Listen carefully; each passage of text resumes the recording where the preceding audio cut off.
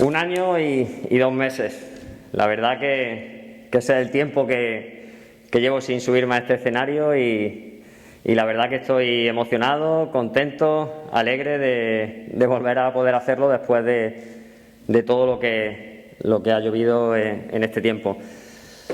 Para nosotros, para Ibercaja, creemos que nuestra función es aportar a la sociedad bastante más que la de ser un intermediario financiero y creemos que podemos ser un referente de la cultura, de la sociedad, de la economía en nuestra ciudad y en nuestra región, ¿no?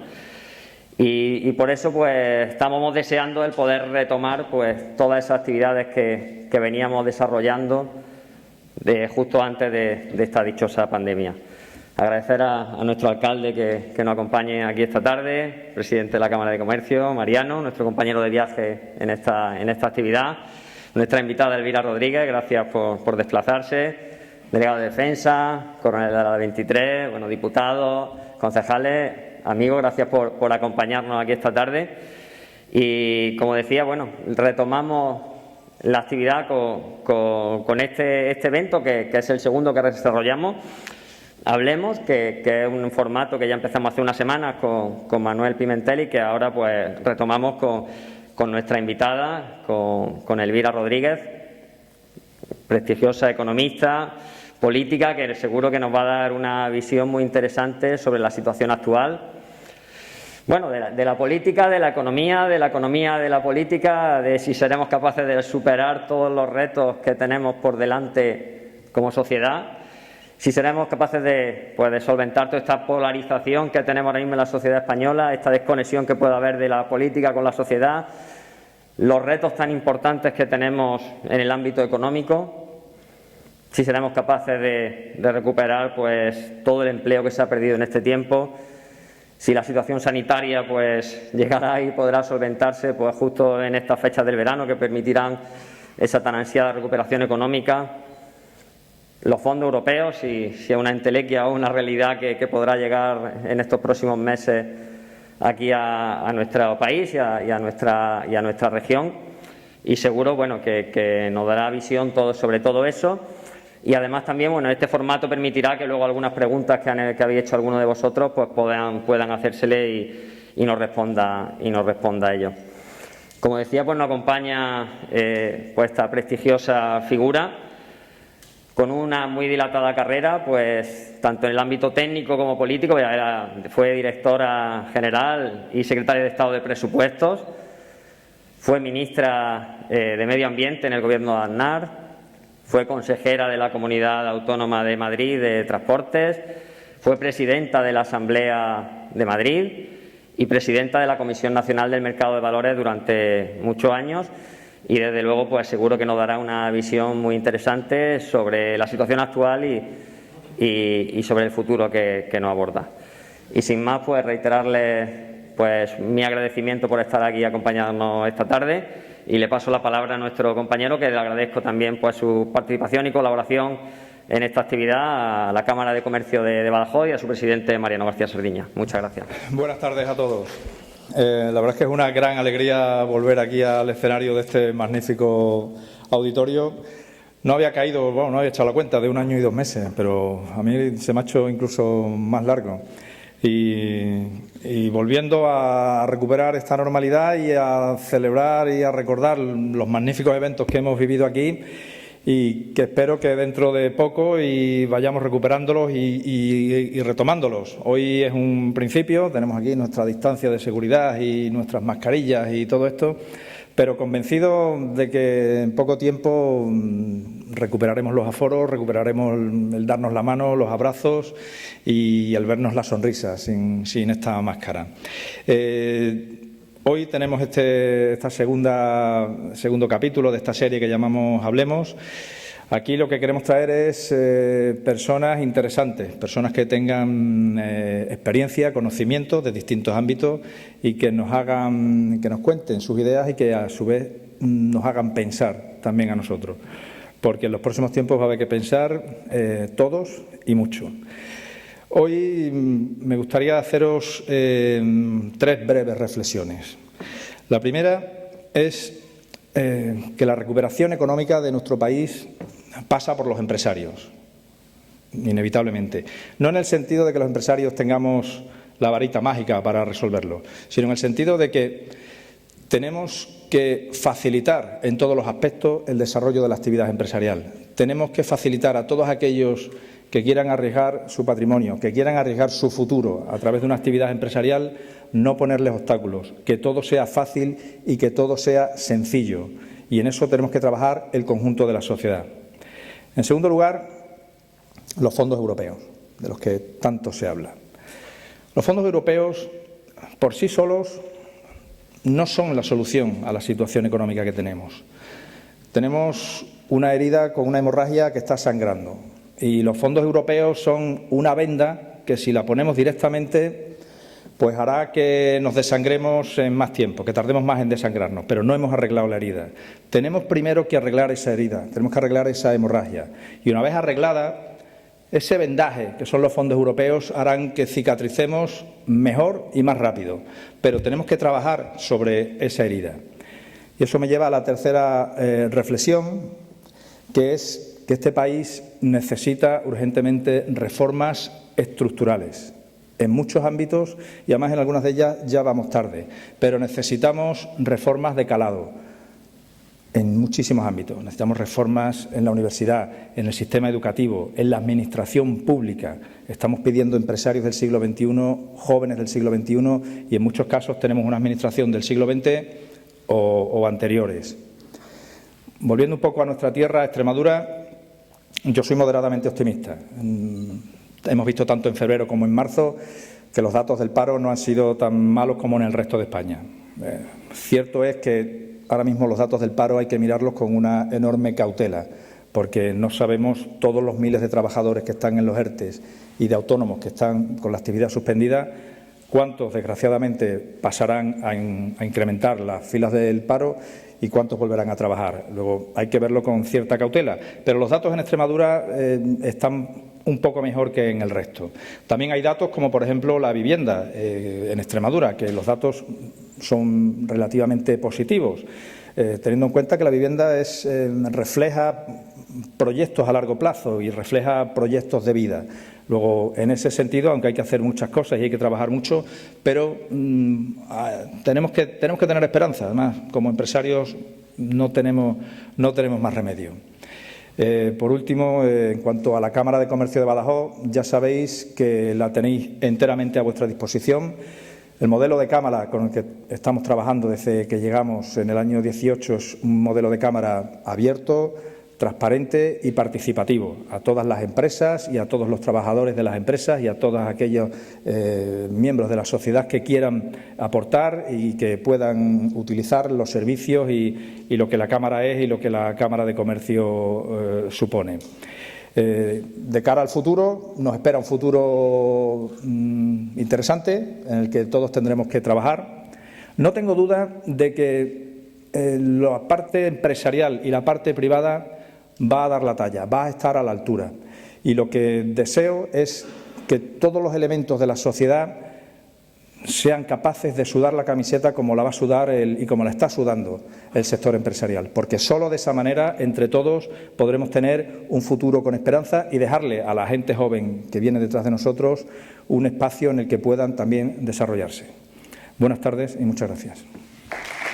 Es un gusto, como habéis dicho, yo no había estado nunca aquí, pero realmente se tiene satisfacción, a pesar de que estéis todos separados, de estar en una reunión que no sea solo por televisión. El Zoom nos ha permitido seguir comunicándonos, pero uno ya tiene ganas, después de un año, en este caso casi un año, volver a tener contactos personales, porque creo que hacía falta. Y dentro de los contactos personales, cuando Víctor, mi compañero en el Congreso, vuestro diputado me dijo que si podíamos organizar fechas con vuestra disponibilidad y la mía para dar aquí una charla, como pone, ¿no? Pero ya no lo pone, pero para hacer reflexiones y con este formato yo le dije que encantada. ¿Y por qué le dije que encantada? Porque porque esto es bueno pararse, reflexionar, hablar con la gente y como decía antes, luego habrá preguntas y ojalá hubiera podido ser que fueran preguntas abiertas y distribuir el tiempo por mitades en una charla biomultilateral, además de lo que yo vaya a exponer. Tuve asunto libre. Me dijeron, tú habla dentro de la economía y con este auditorio de lo que quieras. Y dije, pues voy a aprovechar. O sea, ya que venimos a charlar, voy a aprovechar. Vamos a reflexionar un poco qué es lo que nos está pasando, por qué nos está pasando, si hubiéramos podido prever lo que nos pasaba, si nos hubiéramos podido preparar y qué es lo que tenemos que hacer después para que si sucede algo como esto, Dios no lo quiera, nos coja en mejores condiciones. De eso voy a hablar, del mundo y de España. Y para eso me he ido un poquito atrás y he pensado en la anterior gran crisis. Se la llamaba gran crisis, a saber, cuando pasen 4 o 5 años, cómo se va a llamar a esta, porque por lo menos es muy peculiar.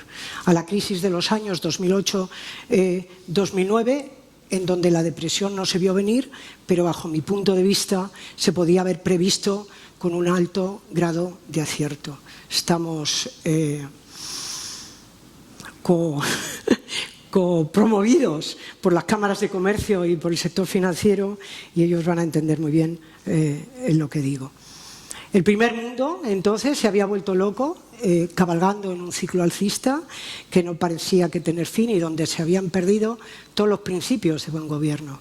Se había perdido, primaron los beneficios a corto plazo, luego hablaremos de eso, se trabajaba sin transparencia y la aversión al riesgo brillaba por su ausencia. Eso se podría haber detectado y llegó un momento en que aquello estalló y empezó la crisis. Estos 3 factores hicieron que el primer mundo, porque fue una crisis de primer mundo, tardara en recuperarse y fue la causa de que después se dieran una importante vuelta de tuerca a muchas normativas de control y buenas prácticas, como decía, especialmente en el mundo financiero, que fue donde surgió la chispa, que después incendió la economía real y que acabó contagiando a las deudas soberanas. El G20, organismo multilateral que dirige el mundo desde el punto de vista económico, tomó la batuta con una enorme preocupación y fue protagonista para impulsar la prevención de hipotéticas futuras crisis. España, en la crisis española, tuvo personalidad propia. Y la crisis financiera se agravó en nuestras entidades por la explosión de una enorme burbuja en el sector de la construcción que se llevó por delante a muchas entidades financieras o que provocó el gran cambio que hemos tenido en España y de paso a nuestras instituciones locales, a comunidades autónomas y en especial a corporaciones locales, a las que redujo sensiblemente sus ingresos. El efecto de esto fue un importantísimo incremento de la morosidad pública con un grave perjuicio para muchas empresas privadas que contrataban con estas entidades. Esto también podía haberse previsto. Se podía haber previsto porque ya sabíamos lo que estaba pasando, pero no se tomaron medidas adecuadas. Posteriormente supuso, además de la reestructuración del sector financiero español con los 2 reales decretos leyes de 2012, que sanearon balances contaminados con muchos créditos vinculados al ladrillo, el endurecimiento de las normas fiscales para los ayuntamientos. Con eso lo que se quiso fue prever que no nos encontráramos en una situación que, como en un efecto dominó, la crisis de unas entidades acabaran contagiando por este sentido a todos. La crisis actual, la que tenemos ahora, también es global, pero viene provocada por razones bien distintas y que todos conocéis. Una pandemia con origen en China se ha extendido por buena parte del mundo, provocando efectos de gran magnitud. Al ser una enfermedad muy contagiosa, con una alta letalidad y sin cura conocida, la reacción en ese país fue la de aislar una gran zona industrial con 40 millones de habitantes y cerrar las fábricas y las comunicaciones con el resto del mundo. Es una crisis sanitaria que está dejando enfermos con muchas secuelas y que está dejando muchos muertos. Y una crisis económica que ha producido pérdida de riqueza y empleos, destrucción de empresa, incremento de los déficits públicos y mucha deuda. En 2021 la economía mundial ha caído un 3,5%. La economía europea ha caído un 6,3% y la economía española ha caído un 11%. En nuestro país han desaparecido más de 100.000 empresas, hay 400.000 afiliados menos a la Seguridad Social y 750.000 desempleados registrados más. En un primer momento, los efectos económicos se provocan cuando se cortan las cadenas de suministro desde China a muchos otros países, produciendo un grave efecto sobre la industria en todo el mundo en general y en España en particular. Una de nuestras primeras debilidades en el mundo, la dependencia de China. En el mes de febrero saltan las primeras alarmas en España. Bueno, además lo de las primeras a lo mejor es un poco pretencioso, pero por lo menos son las primeras que vemos en prensa cuando nos cuenta que Fujitsu cierra su fábrica en Málaga en febrero por falta de componentes. Pero el gobierno, y lo digo de primera mano, opinaba que iba a ser un problema pasajero. Muchos países en estado de shock cuando la enfermedad se empieza a extender fuera de China y empiezan a producirse las primeras muertes, reaccionan cortando de forma dramática la movilidad de sus ciudadanos, paralizando buena parte de su actividad económica. Se produce una segunda ola de ruptura de las cadenas de suministro y el comercio internacional sufre el efecto del cierre de las comunicaciones y de las fronteras.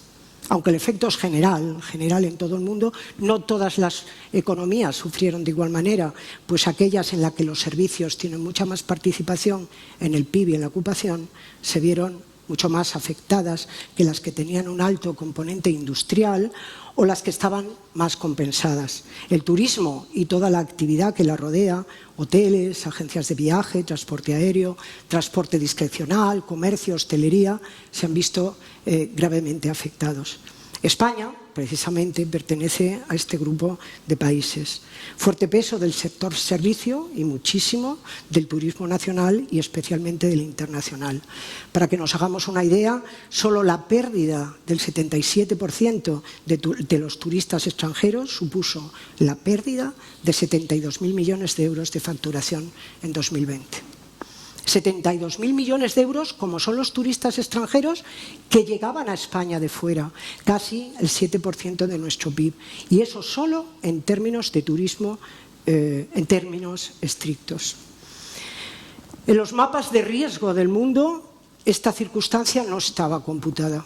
Éramos felices, esto no podía pasar, ¿no?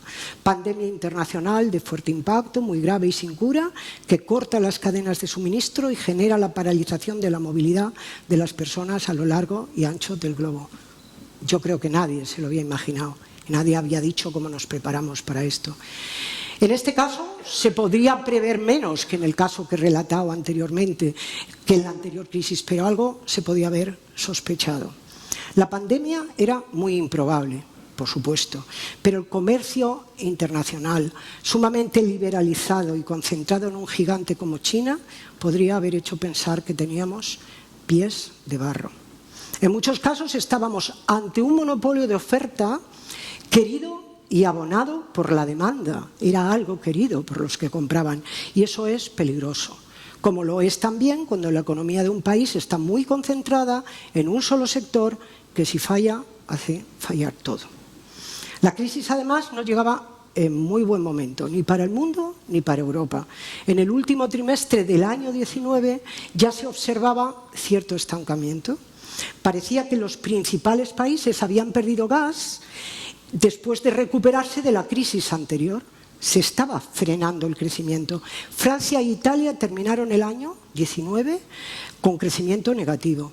Alemania y el Reino Unido a cero, es decir, estancados. Y España creció algo, el 0,4%, pero con las finanzas al límite y también con una bajada muy sensible de las tasas de crecimiento. Y teníamos además un déficit que rayaba el del Pacto de Estabilidad y Crecimiento, pues estaba aproximadamente en el 3%. La respuesta a corto plazo solo podía darse mediante medidas rápidas que atajaran el contagio, no teníamos cura, pero también, dado que el desconocimiento de la enfermedad era general y hubo que optar por técnicas que a mí me gusta llamar medievales, es decir, aislamientos defensivos y preventivos, debía de dar lugar a que se tomaran medidas de índole económico que garantizaran las rentas de las personas que dejaban de trabajar y garantizaran a su vez la liquidez de las empresas que dejaban de operar. Estos son los ERTEs, antes el presidente de la Cámara ha hablado de ellos, y préstamos con importantes avales ICO. Esto se improvisó porque no se había previsto nada. No se contaba con el material preventivo y sanitario necesario para atender a los enfermos hospitalizados. Y en este caso, los suministros debían de venir de China. Y teníamos las fronteras cortadas y además en monopaís. España no fue una excepción. Todos los países europeos tuvieron los mismos problemas, aunque la gestión fuera sensiblemente mejor en unos que en otros. No voy a juzgar la nuestra, porque creo que no es el objeto de nuestra conferencia. Fernando, lo siento, yo creo que voy a defraudar tus expectativas, pero tampoco tengo tiempo. Lo que has planteado da para 3 reuniones como estas charlando. Pero bueno, voy a hablar de la crisis solo. Lo normal es que la pandemia se hubiera podido controlar en un tiempo razonable y las medidas tomadas, que tenían claro carácter provisional, fueran suficientes para servir de puente en el cierre temporal de la economía. Pero en Europa no ha sido así. En China ni se sabe, dicen que no, pero como son absolutamente oscurantistas, a lo mejor algún día, dentro de mucho tiempo, sabemos qué es lo que ha pasado ahí. Pero en el mundo tampoco, y lo estamos viviendo en estos días. En España, el 14 de marzo del año pasado, hace prácticamente un año, se decretó el estado de alarma para poder recortar el derecho al movimiento de las personas, y desde entonces hasta la fecha se han ido produciendo sucesivas prórrogas que parece que van a llegar a su fin el próximo 9 de mayo, por eso, o por lo menos eso dijo el presidente del gobierno anteayer, cualquiera sabe, ¿no? Con base en esta situación, las comunidades autónomas han ido decretando confinamientos totales o parciales, y el gobierno alguno general, como el de la pasada Semana Santa, que no nos dejó salir de nuestras comunidades durante 15 días. No contábamos con una norma que diera cobertura a situaciones de emergencia y que con autorización judicial, es decir, con explicaciones concretas, facilitara la restricción al libre movimiento de las personas, que es un derecho constitucional. La declaración del estado de alarma en España ha permitido la eliminación de una serie de garantías jurídicas, como por ejemplo, y como decía, no tener que justificar las restricciones a la movilidad o la de la utilización y abuso de reales decretos leyes para regular todo tipo de materias, no las relacionadas exclusivamente con la pandemia, en atención a su urgente necesidad. Estas cosas no pasan con mucha frecuencia ni con poca, pero pueden pasar como lo estamos viendo. Yo ahora, cuando venía de camino de Madrid, me acordaba, al ver el río Tajo y el río Guadiana y al pasar por Mérida, que en mi época de ministra de Medio Ambiente hacíamos las actuaciones de los parques fluviales, en donde de paso aprovechábamos para prevenir, lo que se decía en el ministerio, las avenidas de los 500 años.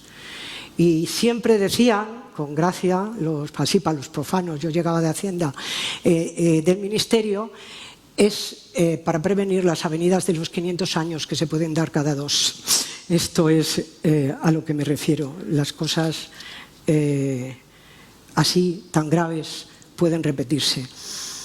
En otros países sí existen normas adecuadas para llevar a cabo este tipo de actuaciones, y esto puede ser otra debilidad. Como decía, el tiempo ha ido pasando, las vacunas no acaban de llegar del todo y la enfermedad no se va. Se han seguido aprobando restricciones a la movilidad interior y exterior, y el daño sobre nuestro tejido productivo se está haciendo estructural. Lo decías antes, Mariano.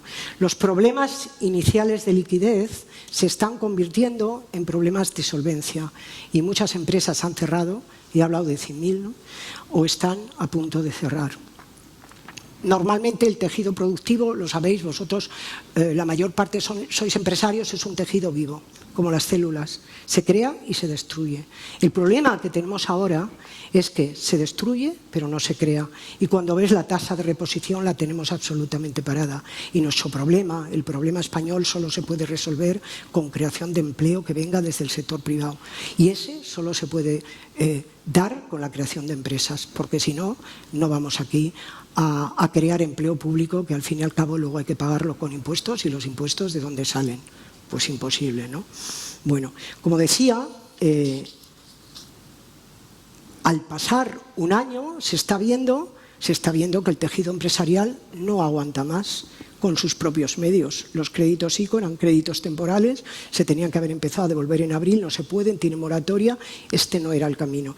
Y en este punto los países europeos y Estados Unidos han salido en auxilio de sus empresas con ayudas directas para compensar los costes fijos que se siguen produciendo aunque los negocios estén sin actividad.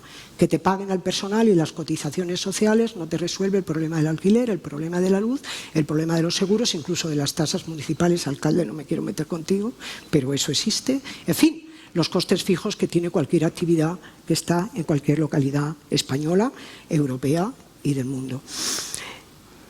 El impacto, además, a la postre es general y para todos los sectores. Primero para los que están cerrados, pero después para aquellos con los que trabajaban. Un buen ejemplo es el de la hostelería, cerrado, y el de sus suministradores, la industria alimentaria. Puede que sea básica, puede que esté funcionando, pero ha perdido una parte importantísima de su mercado, que indudablemente en los hogares no podemos compensar. La situación fiscal de los países ha tenido mucho que ver con el volumen de estas ayudas. Y en España, que ya empezamos mal, ya dije a finales del 19 estábamos casi con el 3% de déficit, hemos empezado mal, hemos empezado tarde y con muchas limitaciones. Y esta es la razón por la que se deben de tener las cuentas saneadas, para hacer frente a imprevistos con toda la potencia necesaria. Otra debilidad si no las tienes. Entre los 50.000 millones de euros activados por Alemania y los 7.000 españoles va un mundo. Pero en 2020 Alemania, a pesar de estar a crecimiento cero, tenía un superávit del 3,5% de su PIB. Y ya voy a concluir, no sé cómo voy de tiempo, con algunas cuestiones que son también enseñanzas para el futuro, porque aquí no nos podíamos quedar. De las crisis se aprende. Igual que la anterior dio lugar a toda esa serie de normas de buen gobierno, de gobernanza, de prevención de riesgos, esta crisis nos deja también unas enseñanzas que deberíamos de ser capaces, con reformas adecuadas, además de las otras que tenemos que tomar, que hicieran que si sucede algo parecido, no necesariamente una enfermedad masiva, pero algo parecido, nos coja en mejores condiciones. La primera, era muy difícil que se pudiera imaginar una pandemia muy grave y desconocida con la extensión territorial y temporal como esta, es decir, a todo el mundo y durante tanto tiempo. Pero al menos se tendrían que haber tenido en cuenta las debilidades con las que estábamos funcionando. Como decía, siempre puede pasar algo. Cuando vosotros en vuestras empresas hacéis mapas de riesgos, siempre hay que dejar un huequito para los imprevistos, para aquello que puede pasar, para poder reaccionar de forma temprana. Segunda, la dependencia de un único mercado para productos imprescindibles es muy arriesgada. El corte del suministro puede causar graves perjuicios a la actividad de que se trate. La solución puede ser parcial, con reservas estratégicas. Siempre se han tenido de petróleo. El petróleo es un mercado de riesgo y en los países suele haber reservas estratégicas. Bueno, ahora que vamos a abandonar los combustibles fósiles tendremos que cambiar el concepto, pero bueno, para lo que estoy contando, vale. Diversificando los proveedores empresarialmente y por países. No vale que tengamos 5 proveedores si todos están en China. Pobre China, no tengo nada que opinar, pero bueno, los países también tienen su carga de riesgo, o siendo autosuficientes. El factor económico es muy importante y hay que elegir entre coste y competitividad y seguridad. Como siempre en estos casos hay que poner los dos platillos. La seguridad absoluta no existe, pero hay que ver cómo se minimiza el riesgo y hay que elegir. Pero esto, de alguna manera, hay que computarlo y tener tenerlo en cuenta a nivel de país y a nivel empresarial, indudablemente también. Tercera, ya en nuestro caso, en el caso de España, nos tendremos que plantear la diversificación de nuestra economía a medio y largo plazo para depender menos de uno o varios sectores que pueden ser afectados por factores exógenos, porque si pueden estar afectados por factores exógenos no dependen de nuestras posibilidades. Luego lo mejor que podemos hacer es diversificarnos. Esto no se hace de un día para otro, pero los poderes públicos pueden poner los medios para facilitar la evolución del cambio y el cambio. Y aquí tenemos una oportunidad de oro con los fondos de reconstrucción que se acaban de aprobar en Europa. Una oportunidad de oro para conseguir esa diversificación si no se equivocan los objetivos y se aplican con una visión cortoplacista. Al principio del todo hablaba del riesgo de trabajar solo mirando en el corto plazo. El corto plazo puede ser muy vistoso, pero puede llevarte a que esas decisiones que quieres tener el mayor beneficio posible en muy corto plazo te lleven a que no sea sostenible en el tiempo. Y la sostenibilidad en el tiempo es absolutamente imprescindible. Por eso debemos de reivindicar que los fondos europeos tengan unos objetivos con una visión a medio y a largo plazo, porque lo que nos interesa es que sirvan para incrementar el potencial de crecimiento de España y la generación de empleo sostenible. Solo así podremos salir de todos los problemas que tenemos. Solo así podremos salir del agujero que nos ha dejado esta crisis y del enorme monto de desempleados, como decías tú antes, Mariano, los de los ERTEs y los autónomos en baja actividad, un porcentaje importante va a acabar engrosando las cifras de desempleo. Por mucho que se empeñe la señora ministra, a la sazón vicepresidenta, de decir aquello de prohibido despedir, o yo voy a seguir con los ERTEs porque así no me computan en el SEPE, y total, como los pago por un sitio, los pago por el otro, y por el camino las empresas enganchadas que no pueden hacer una reconstrucción de su propia actividad. Pues como decía, los objetivos tienen que tener claro hacia dónde queremos llegar, que es incrementar el potencial de crecimiento para llegar a los niveles precrisis y seguir creciendo, generar empleo sostenible. Es muy deprimente ver que el Fondo Monetario Internacional anteayer dijo que íbamos a recuperar los niveles de empleo de precrisis en el año 26. Eso es absolutamente gravísimo para España y no deberían de tener una visión cortoplacista. En cuarto lugar, hay que dotarse de instrumentos jurídicos que permitan enfrentarse a hechos inesperados y catastróficos de la manera más sencilla posible y, si lo que he puesto yo aquí, daños colaterales. Daños colaterales es un eufemismo. Los daños colaterales es que en este momento estemos viviendo en España sin seguridad jurídica. El procedimiento de los reales decretos leyes, cambiando decenas de leyes sin los requisitos previos, no es democrático, no es técnico, jurídicamente tiene muchos problemas, pero además es que no es seguro. Así no se puede vivir. No podemos cambiar toda nuestra normativa por las buenas aprovechando un estado de alarma. Necesitaríamos una norma que permitiera, en este caso, la restricción de este tipo de libertades o solo de algunas de movimiento, pero no se llevará por delante todo lo demás. Y quinto, como dicen al final, pero no lo último, las finanzas públicas, igual que las privadas, cuando te encuentras en una situación parecida, deben de estar saneadas y ser sostenibles. Solo así se podrá hacer frente a las emergencias de forma eficaz y de forma eficiente. Y termino, tengo una coda. Si algo nos ha demostrado, y en positivo, esta crisis, al margen de todo lo que he expuesto, es la capacidad que tenemos, y chapó, que tiene el mundo para investigar y para innovar y dar respuestas a los problemas en tiempos que hubieran parecido imposible hace solo 2 años. La aplicación de vacunas eficaces en el escaso tiempo en el que se han conseguido es ciencia, pero no ficción. Aquí las tenemos, con los problemas que estamos viendo todos los días, pero aquí están. Yo creo que si nos retrotraemos hacia atrás, no lo podemos hacer, damos al reloj para atrás. Y hace 3 años hacemos una encuesta entre los técnicos y los no técnicos, nadie dice que íbamos a tener en un año vacunas. Esto se ha debido a 2 cuestiones, a lo que significa la investigación y a la ciencia, y a que a muchos han apostado con fondos públicos y con fondos privados para seguir por este camino que al final de momento va a ser lo único que tenemos para tener seguridad. Y eso nos lleva también pues, a lo que yo quería poner como conclusión, que la investigación, la innovación se debería priorizar en muchos campos, deberíamos de aprenderlo también. Estoy hablando de lecciones y no solo cuando la necesidad aprieta. Es imprescindible. Quien se adelanta, gana en todos los campos de la vida. El refrán dice: quien da primero da 2 veces, pero lo que hay que hacer es adelantarse. Lo que hay que hacer es prever, hablar si podía haber previsto la crisis, ir por delante, utilizar la capacidad que tenemos con think tanks, con los organismos internacionales, con el foro de Davos, en fin.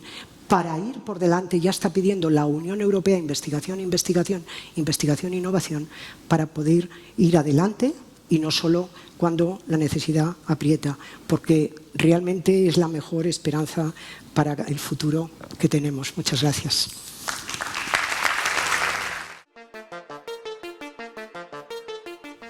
¿Está de acuerdo con los expertos que señalan a la economía española como una de las más beneficiadas de la eurozona tras la vacunación? Obviamente, España va a ser el país que pueda crecer más porque es el que más ha caído. Si partimos de más abajo, en términos porcentuales, puede ser el que más subamos. España tiene que hacer los deberes y saldrá de esto más fuerte, como le gusta decir al presidente, si hace los deberes. Si no los hace, los niveles precrisis no sé cuándo vamos a alcanzarlos. Con lo cual, más beneficiada, no sé por qué. Los datos pueden ser más positivos porcentualmente. El presidente en la rueda de prensa que dio anteayer decía: Estados Unidos y España somos los países que dice el Fondo Monetario Internacional que más vamos a crecer del primer mundo, el 6,4%. Primero tenemos que ver si crecemos eso. Pero en segundo lugar, no podemos olvidar que los Estados Unidos de Norteamérica cayeron el 3,5% el año pasado y nosotros el 11%. Luego el 6,4% de los dos no es ni siquiera comparable. Es normal que veamos porcentajes de crecimiento o de rebote. Ya sabéis que en economía esto le llamamos así de finamente el rebote del gato muerto. Esperemos que no esté muy muerto, sino que esté así un poco deteriorado y seamos capaces de sacarlo adelante. Pero vamos a ver. Hay que trabajar muy bien, es imprescindible que este dinero que nos viene o esta financiación europea que tendremos que devolver, una parte porque son préstamos y otra parte porque se va a financiar con bonos avalados por el presupuesto europeo más tarde o más temprano, seamos capaces de utilizarlos para hacer proyectos de inversión que, como decía, generen incrementos de nuestro potencial de crecimiento y empleo sostenible. Si es así, como nos dan tanto dinero más que a otros países, Italia tiene algo más, pero porcentualmente tenemos bastantes fondos, pues sí que podría servir para que le peguemos un buen meneo a nuestra economía, y si no, pues tendremos que seguir trabajando, por lo menos nosotros. Gracias. ¿Cómo cree que podemos recuperar la confianza empresarial? Esta pregunta es básica y debía de estar así en el frontispicio de un gobierno que se precie y de los poderes públicos, porque, como decíamos antes, sin la empresa no saldremos adelante. Sin la empresa, sin la inversión privada, sin la iniciativa privada, porque esto no lo resuelve la iniciativa pública. La iniciativa pública tiene que poner los medios necesarios para que la iniciativa privada, con confianza, invierta, se arriesgue, promueva, tenga la seguridad, la garantía o el pálpito o la intuición con todo su trabajo, que va a generar beneficios, porque el capital privado tiene que tener siempre retorno. Esto es algo que va de suyo. A veces algunos lo olvidan, pero va de suyo. ¿Qué se necesita? Se necesita seguridad jurídica, laboral y tributaria, pero también seguridad jurídica. Y aquí somos muy dados a cambiar las normas allá como nos dé la gana.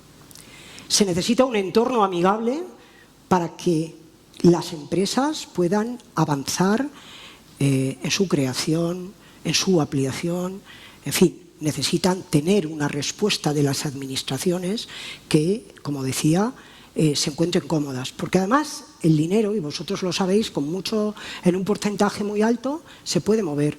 Yo soy madrileña, y sé lo que está haciendo Madrid. Madrid ha hecho un esfuerzo muy importante a lo largo de los últimos años en promover entornos amigables para la actividad privada. ¿Cuál es la consecuencia? El 75% de la inversión extranjera que entró en España en el último año se invirtió en Madrid. Y eso no es por casualidad. Eso no es por casualidad. Yo creo que no hace ningún favor que aquí tengamos algo que funciona, como son las SOCIMIs, o como la inversión. Yo estuve en la CNMV de las ICAPs y por las buenas, por puro populismo, hagas una ley de fraude fiscal y endurezcas las condiciones tributarias de este tipo de inversores. ¿Qué es lo que va a pasar? Como nuestra normativa era igual antes de que la cambien, que todavía no la han cambiado, pero la están cambiando, que la de otros países, pues ese dinero se marchará a otros países, las ICAP se colocarán en Luxemburgo, no invertirán en valores españoles y luego ¿qué tendremos? Pues un roto. Es muy importante ser un país serio, con cuentas serias, claras, sin hacer trampas en el solitario. Víctor lo sabe, que es nuestro portavoz de presupuestos. El presupuesto del año pasado fue una tomadura de pelo, con un cuadro macro que le estaban diciendo todos los analistas que era imposible, y el cuadro macro, dices, ¿qué tiene que ver con el presupuesto? Es de donde sale la recaudación que financia los gastos que se colocan en el presupuesto, que da lugar por diferencia al déficit, que es el que va a provocar la necesidad de endeudamiento que va a tener el país. Necesitamos ser un país serio en materia de cuentas, en materia de normativa estable, y que lance el mensaje de que mira otra vez, esto a mí me obsesiona mucho, al medio y largo plazo, y que tiene un proyecto claramente determinado. Eso es lo que llevaría a que se recuperara la confianza empresarial en sentido amplio.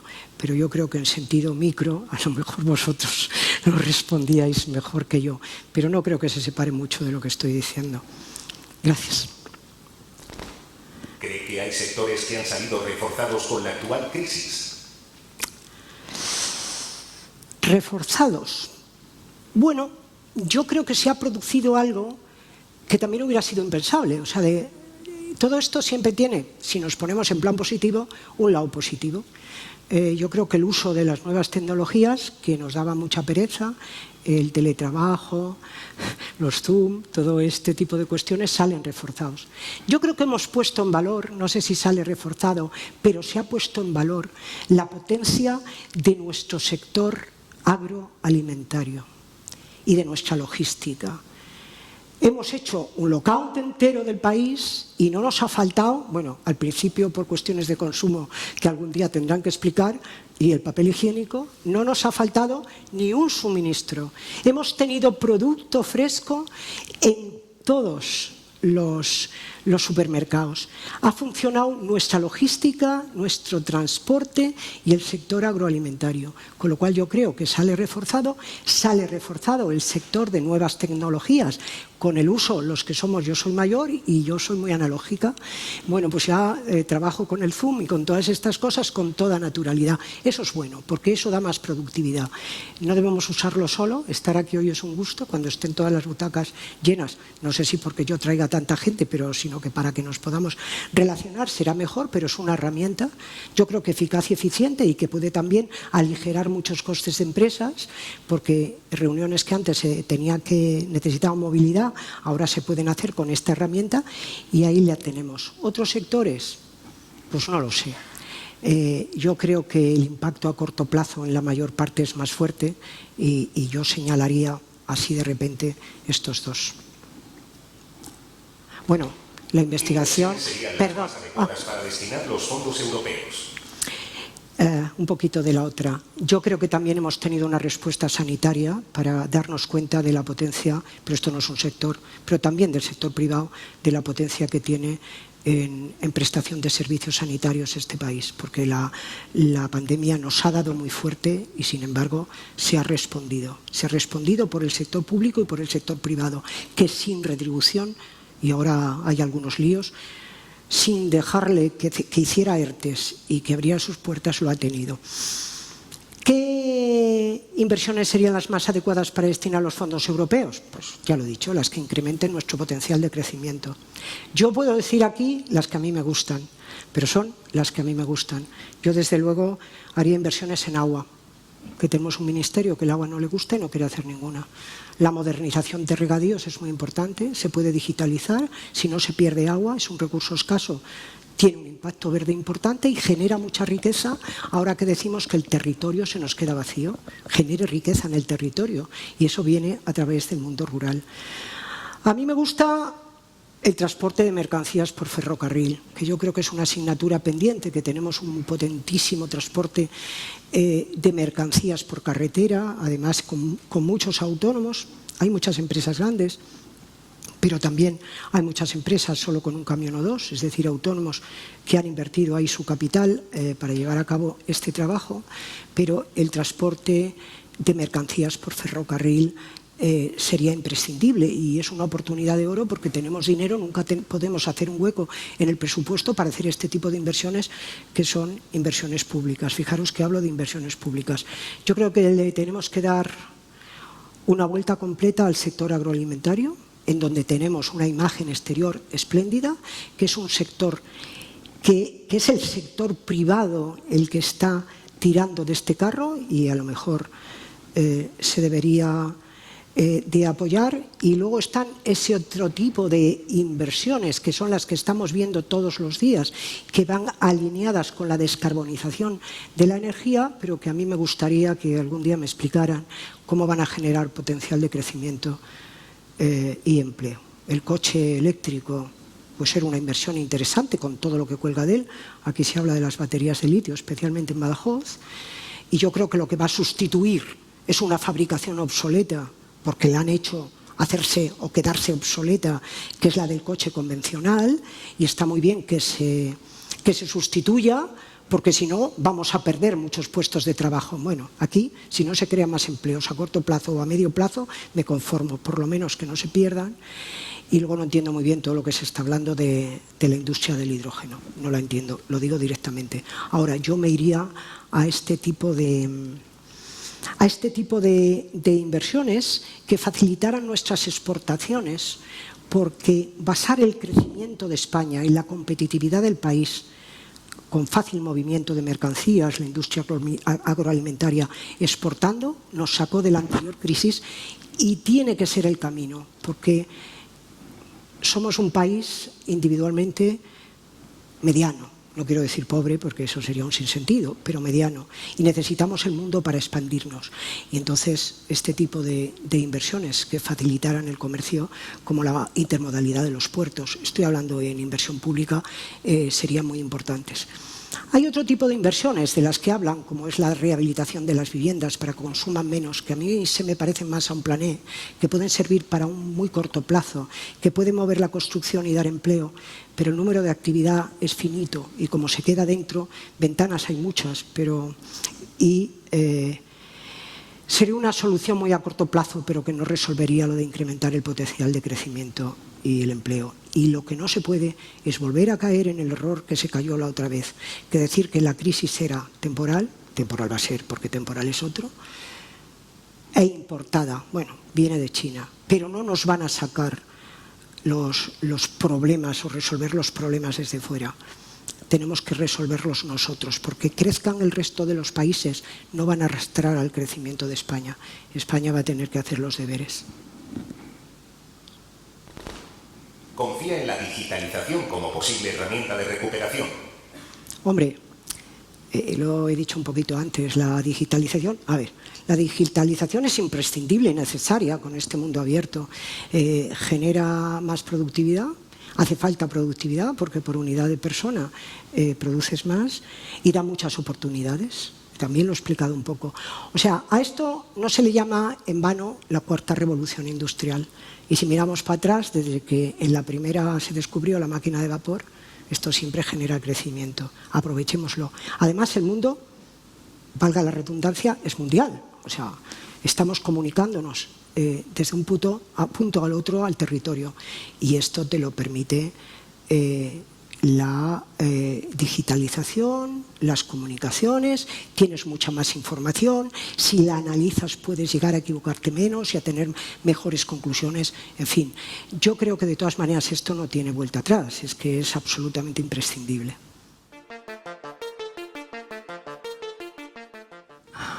Esa pregunta tiene truco.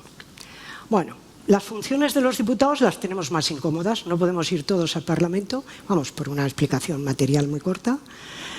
Tenemos restringido, me parece que al 50%, estamos haciendo un voto telemático que a mí me parece un escándalo, parece que técnicamente no se puede hacer, pero votamos los asuntos antes de debatirlos, lo cual a mí todavía me tiene perpleja cada vez que lo pienso. En el último Real Decreto Ley, el de las ayudas a las empresas, varios diputados empezamos diciendo, como esto ya lo hemos votado, dices, entonces, ¿para qué demonios subo al escaño si ya lo hemos votado? ¿Qué es lo que quiero contar yo aquí? ¿Para el diario de sesiones? Pues lo mando al diario de sesiones y ya tenemos hecho nuestro voto telemáticamente. Podemos seguir funcionando, indudablemente, con las nuevas tecnologías. Hemos hecho muchas cosas por Zoom, podemos seguir trabajando, tenemos a nuestra disposición en los iPad toda la documentación para hacer nuestras preguntas, nuestras iniciativas, nuestras PNLs y seguimos siendo representativos, obviamente cada uno de lo suyo. El Congreso de los Diputados español y el Senado, pero el Congreso tiene unos problemas muy particulares y es que el especial sistema electoral en el que tienes que tener un porcentaje de votos para ganar escaño por la ley D'Hondt, pero que para determinados partidos que se presentan en circunscripciones concretas vale con ese porcentaje la circunscripción completa, te da situaciones estrambóticas, como que Bildu tenga 5 escaños con muy poquitos votos, o que Teruel Existe tenga escaños con 16.000. Y mientras que otro escaño vale 200.000 votos de los españoles. Pero yo creo que eso es otro problema, pero como lo tengo así como un poco clavado, junto con el que he contado antes de las votaciones, pues ya de paso voy, ya que queríamos hablar un poquito de política o de política parlamentaria, y os lo cuento, ¿no?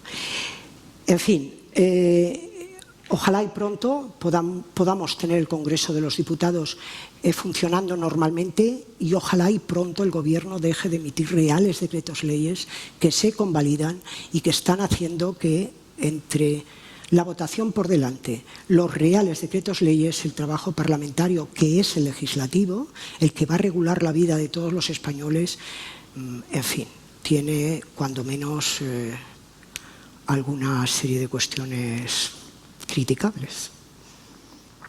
Vamos a ver, esto es el fracaso de la comunicación. Toda la actividad parlamentaria se han abierto. Si alguien tiene interés de ver cómo funciona una comisión, cómo funciona un pleno, en el Senado, en el Congreso, no tiene nada más que meterse en la página web y además funciona bastante bien. Nuestras intervenciones en el pleno son en abierto, la prensa en teoría está conectada, es decir, que lo que se dice o se deja de decir es noticia, pero solo se conoce cuando hay algo estrambótico. Cuando no hay algo estrambótico no es noticia, porque estamos en una situación de comunicación en este país muy rara, pero los ciudadanos pueden saber perfectamente qué se hace en el Parlamento.